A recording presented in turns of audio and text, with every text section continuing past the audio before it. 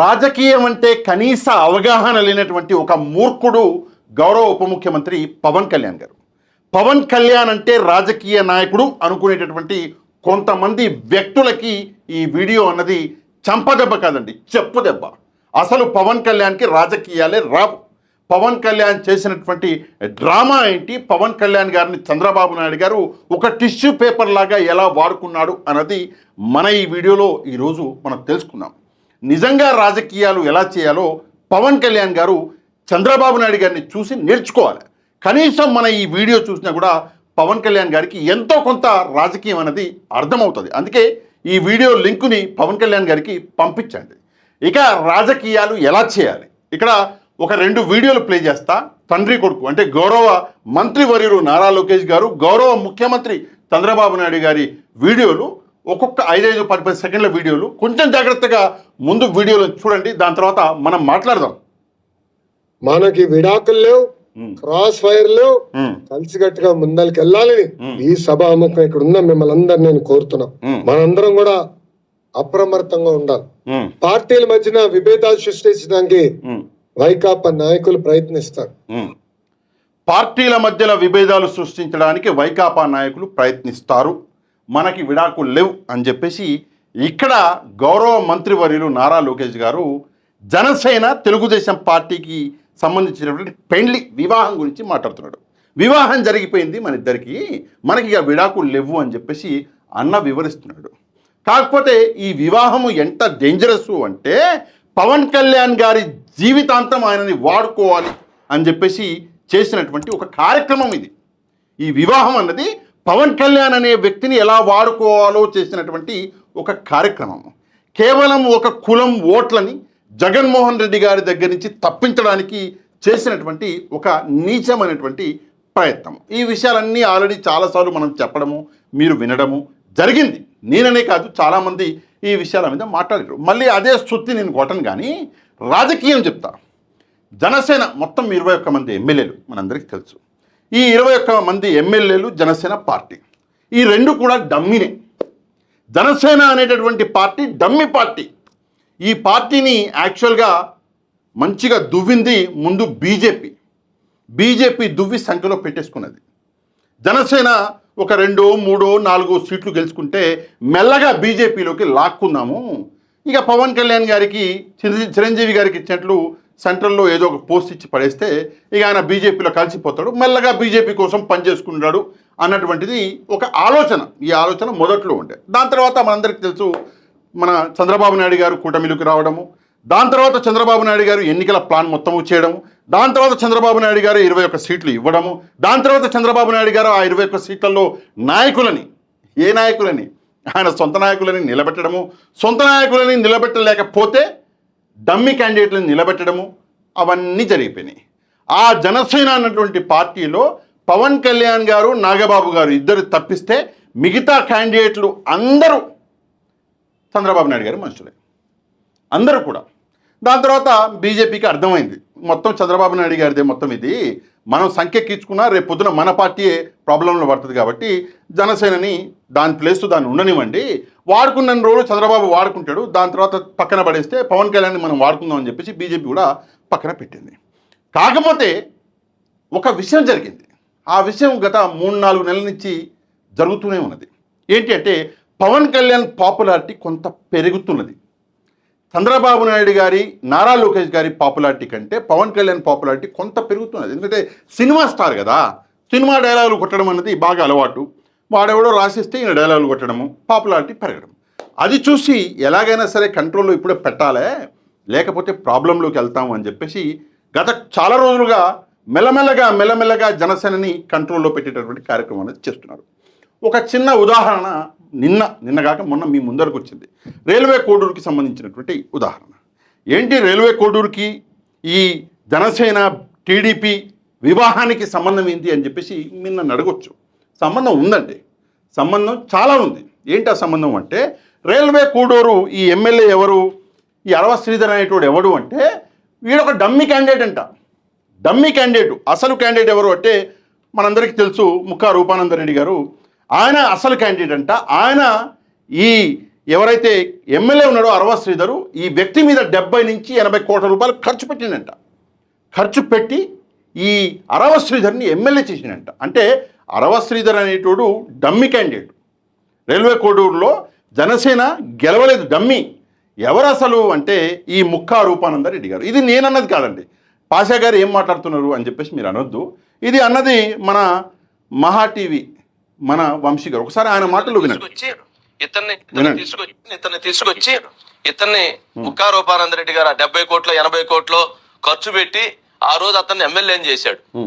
ఏది అతని రూపాయి లేదు, అవును సార్, జేబులో నుంచి ఆయన ₹1 పెట్టలా, లేదా పెడితే ఒక 5 లక్షలు 10 లక్షలు పెట్టుంటాడేమో. మిగిలినటువంటి 70-80 కోట్లు ముక్కా రూపానందరెడ్డి అని టీడీపీ క్యాండిడేట్ ఖర్చు పెట్టి ఇతన్ని నిలబెట్టి ఇతన్ని గెలిపించి ఇతన్ని చేస్తే ఇతనికి ఇది అంటే ముక్కా రూపానందరెడ్డి గారు చేసినటువంటి కార్యక్రమం ఇది. ఇందులో ఈ అరవ శ్రీధర్ అనేటోడు డమ్మి క్యాండిడేటు. ఈ వ్యక్తి ఖర్చు పెట్టింది ఏమి లేదు, బొంగు చేసింది ఏం లేదు. జస్ట్ సామాజిక వర్గం ఒక కలిసి వచ్చింది, అక్కడ ఆ క్యాండిడేట్కి ఇవ్వాల్సి వచ్చింది టికెట్టు, అందుకే జనసేనకి ఇచ్చారు. కానీ వెనకుండి నడిపించేది మొత్తం ముక్కా రూపానందరెడ్డి గారే అని చెప్పేసి మన వంశీ అన్న చెప్తున్నాడు. మహా టీవీ వంశీ, అదే ఫేమస్ అండి ఆయన, బాగా భలేవారే ఆయన చెప్తున్నాడు. ఇది కేవలం రైల్వే కోడూరులోనే అంటే కాదండి, దాదాపుగా 20 నియోజకవర్గాల్లో ఇదే పరిస్థితి జనసేనకి సంబంధించి. అంటే ఇది ఒక డమ్మీ పార్టీ. ఈ పార్టీని నడిపించేది చంద్రబాబు నాయుడు గారు. ఎందుకు నడిపిస్తున్నారు? ఇందాక నేను చెప్పా, రాజకీయాల్లో జగన్మోహన్ రెడ్డి గారిని కొట్టాలంటే 2 సామాజిక వర్గాల్ని విడతీయాలి, రెండిట్లో ఏదో ఒకటి విడదీయాలి అని చెప్పేసి ప్రయత్నం జరిగింది. మొదటిది ముస్లింలు, మైనారిటీలు. వీళ్ళని జగన్మోహన్ రెడ్డి గారి దగ్గర నుంచి విడగొట్టాలి అంటే ఏ కోణము దొరకలే. మైనారిటీలను జగన్మోహన్ రెడ్డి గారి నుంచి విడదీయడం అనేది అసాధ్యం, ఏ కోణము దొరకలే. అప్పుడు ఏం చేశారు అంటే కాపు సామాజిక వర్గాన్ని విడదీయాలి. అప్పుడు దొరికినటువంటి కోణం ఎవరు అంటే ఈ పవన్ కళ్యాణ్ గారు. పవన్ కళ్యాణ్ అనేటువంటి వ్యక్తి దొరికిండు. కాపు సామాజిక వర్గం నుంచి దూరం చేయాలి ఒకటి. రెండోది, పవన్ కళ్యాణ్ ఒక సినిమా స్టార్ కాబట్టి తనకి ఆ ఆకర్షణ ఉంది అని చెప్పేసి కనిపెట్టి మెల్లగా ఈ కార్యక్రమం అనేది చేసిండు. కానీ మరి రేపు పొద్దున పవన్ కళ్యాణ్ పెద్ద హెడేక్ అయితే, పవన్ కళ్యాణ్ అనే వ్యక్తి జగన్మోహన్ రెడ్డి గారి కంటే ఇంకా డేంజర్గా టీడీపీని హ్యాండిల్ చేస్తే అప్పుడు ఏంటి పరిస్థితి అని చెప్పేసి ముందుగానే పవన్ కళ్యాణ్ని డమ్మీ చేసేసి ప్రస్తుతం జనసేనలో ఉన్నటువంటి క్యాండిడేట్లను అందరినీ చేతుల్లో పెట్టుకున్నారు. ఐదర్ అక్కడ డమ్మీ క్యాండిడేట్లను పెట్టిరు, లేదంటే ఆ క్యాండిడేట్లకి ఫైనాన్స్ చేసి ముందు మాత్రం జనసేన ఎమ్మెల్యే ఉంటాడు, వెనకాల ఉండి నడిపించేది మొత్తం తెలుగుదేశం పార్టీ. ఇది ఒకవైపు జరుగుతుంటే మరొక వైపు పవన్ కళ్యాణ్ గారిని ఏం చేస్తారు, ఎత్తేస్తారు. పవన్ అన్నా అని చెప్పి ఈయన కాలు మొక్కపోతాడు. మా పవన్ కళ్యాణ్ గారు గౌరవ మిత్రులు అని చెప్పేసి ముఖ్యమంత్రి గారు పవన్ కళ్యాణ్ గారిని ఎత్తేస్తారు. ఎంత ఎత్తేస్తారు అంటే పవన్ కళ్యాణ్ అంటే మనోడు నేను ముఖ్యమంత్రి అంటే నేనే పెద్ద అని చెప్పేసి మనోడు మురిసిపోతుంటాడు. ఒకవైపు ఆ పని చేసుకుంటా, మరొక వైపు జనసేన క్యాండిడేట్లని జనసేన కార్యకర్తలని కోరుతుంటారు కిందికి. ఇది ఒకసారి 2 సార్లు కాదండి, చాలాసార్లు జరిగింది. ఇంతకుముందు మనందరం చూసాము, ఈ కోట వినూత అని చెప్పేసి ఒక మహిళ, ఆమె పాపం జనసేన కోసం బాగా కష్టపడ్డది. ఆ మహిళ ఇక అనకూడదు కానీ ఆమె వీడియోలు తీపిచ్చారు అని చెప్పేసి కోపంతో మరి వాళ్ళు చేశారో ఎవరు చేశారో ఒక మనిషి ప్రాణం పోయింది. అక్కడ పెద్ద రాజకీయ కుట్ర అనేది జరిగింది. ఆ రాజకీయ కుట్ర ఎవరు చేశారు అక్కడ తెలుగుదేశం పార్టీ చేయించింది. బుజ్జల సుధీర్ రెడ్డి గారు తెలుగుదేశం పార్టీ ఎమ్మెల్యే. అంటే చంద్రబాబు నాయుడు గారి అనుమతి లేకుండా బొజ్జల సుధీర్ రెడ్డి ఇంత పని చేస్తాడా? చాలా చేశాడు అనుకున్నప్పుడు చంద్రబాబు నాయుడు గారు ఏం చేయలేదా బొజ్జల సుధీర్ రెడ్డిని? ఓసారి సమాధానం చెప్పాలి. మరొకటి, నిన్న జరిగినటువంటి సంఘటనలో కూడా ఈ అరవ శ్రీధర్ సంఘటనలో ముందు చంద్రబాబు నాయుడు గారి దగ్గర ఇన్ఫర్మేషన్ పోయింది. ఆ మహిళ చంద్రబాబు నాయుడు గారిని కలిసింది. పవన్ కళ్యాణ్ గారికి ఇన్ఫర్మేషన్ పాస్ అయింది. పవన్ కళ్యాణ్ గారి ఎవరో ఓఎస్జీనో ఎవరో ఆయనకు కూడా ఇన్ఫర్మేషన్ పోయింది. కానీ చంద్రబాబు నాయుడు గారు ఏ యాక్షన్ తీసుకోవాలా? కనీసం చంద్రబాబు నాయుడు గారు దీన్ని ఆపే ప్రయత్నం కూడా చేయలేదు. జనరల్గా ఏం చేస్తారు, ఇట్లాంటి ఒక సమస్య ఉన్నప్పుడు అరే ఇది విషయం వైసీపీ చేతిలో పడితే ఇంకా నాశనం అయిపోద్ది, ముందుగానే మనం తీసుకుందాం, ఏంటమ్మా ఇదా అని చెప్పేసి ఒక మహిళకి మేము అండగా నిలబడతాము అని చెప్పేసి ఒక స్టేట్మెంట్ ఇవ్వడము, లేదా పవన్ కళ్యాణ్ గారి చేతనే ఒక స్టేట్మెంట్ ఇప్పించడము చేయాలి. మా పార్టీ వాడైనా సరే నీకు అండగా నిలబడతామంటే పార్టీ ఖ్యాతి పేరు అనేది ఇంకా పెరుగుతుంది. కానీ ఆ పని చేయలే. చంద్రబాబు నాయుడు గారు కళ్ళు మూసుకున్నాడు. కానీ రచ్చ ఏముంది, వైసీపీ చేతిలో పడిని ఏముంది, జనసేన పేరు చెడిపోద్ది, చెడిపోని ఏముంది, మనకు వచ్చే నొప్పి ఏముంది అని చెప్పేసి చంద్రబాబు నాయుడు గారు కళ్ళు మూసుకున్నాడు. కళ్ళు మూసుకుంటే ఆ మహిళ మనందరికీ తెలుసు పోయి సాక్షి టీవీలో కూర్చున్నది. ఇప్పుడు ఆ మహిళకి న్యాయం చేయాలి, ఎందుకంటే ఆమెకి అన్యాయం జరిగింది. సరే, చాలామంది చాలా విషయాలు మాట్లాడుతున్నారు ఆ మహిళ గురించి, ఆమె క్యారెక్టర్ అసాసినేషన్ చేసేటటువంటి ఒక ప్రయత్నం అనేది చేస్తున్నారు కొంతమంది సోకాల్డ్ జర్నలిస్టులే. పొద్దున్న లేస్తే సాయంత్రం వరకు ఈ లైవ్ టీవీలలో డిబేట్లు పెట్టేటటువంటి జర్నలిస్టులు కూడా కొంతమంది ఆ మహిళ క్యారెక్టర్ అసాసినేషన్ చేస్తున్నారు. అరే, ఆ మహిళ ఆమె ఒప్పుకుంటే జరిగిందా, ఆమె ఒప్పుకోకపోతే జరిగిందా పక్కన పెడదాంరా బాబు. ఒక ఎమ్మెల్యే వీడియోలో అలా బయటికి రావడం అన్నది సిగ్గుచెడ్డ కాదా? ముందు ఆ విషయం చెప్పు. ఆ వ్యక్తికి ఎవరైతే డిబేట్లు చేస్తాడో, ముందుకొచ్చి ఈ క్యాండిడేట్ని, ఎమ్మెల్యే క్యాండిడేట్ని, జనసేనని సపోర్ట్ చేస్తున్నాడో వాడిని అడుగుతున్నా, ఆ మహిళ కావాలని వెళ్ళిందా లేదా అన్న పక్కన పెట్టేద్దాం. అట్లాంటి వీడియోలు ఒక ఎమ్మెల్యేవి బయటికి రావడం అనేది సిగ్గుచెడ్డ కాదా? ఒకసారి నువ్వు సమాధానం చెప్పాలి. రెండవది, అనకూడదు కానీ, ఎందుకంటే ఆడవాళ్ళ గురించి ఎప్పుడు కూడా తప్పుగా నాకు చాలా బాధ వేస్తుంది. కానీ ఆ మహిళా స్థానంలో నీకు తెలిసిన వాళ్ళు ఎవరైనా ఉండుంటే, నిన్ను పెళ్లి చేసుకుంటాను అని చెప్పేసి ఇట్లాంటి ఒకడు మోసం చేస్తుంటే మరి నువ్వు ఆ మాట అనగలిగేవాడివా? ఇవన్నీ ఉండవు. సరే, ఏదేమైనప్పటికీ కూడా ఈరోజు మన టాపిక్ అది కాదు. మన టాపిక్ చంద్రబాబు నాయుడు గారు పవన్ కళ్యాణ్ గారిని ఎంత బాగా వాడుకుంటున్నాడు అన్నది టాపిక్. అంటే పవన్ కళ్యాణ్ని ఒకవైపు ఎత్తేసుకుంటా, మరొక వైపు జనసేన పార్టీని ఎప్పటికప్పుడు కోసుకుంటూనే వస్తున్నాడు చంద్రబాబు నాయుడు గారు. ఆ జానీ మాస్టర్ అయితే ఏంది, ఇంకా చాలామంది టీసీ వరుణ్, అదే మన అనంతపురం అనుకుంటా, ఇట్లాంటి వాళ్ళు చాలామంది ఉన్నారు. కోటా వినూత విషయంలో ఇందాక చెప్పిన నేను. అలాగే జనసేన పార్టీ తెలుగుదేశం పార్టీని విడదీయడానికి ప్రయత్నం చేసేది వైసీపీ కాదు, జనసేనని ఎప్పుడూ లేవకుండా చేసే ప్రయత్నం చేసేది తెలుగుదేశం పార్టీ.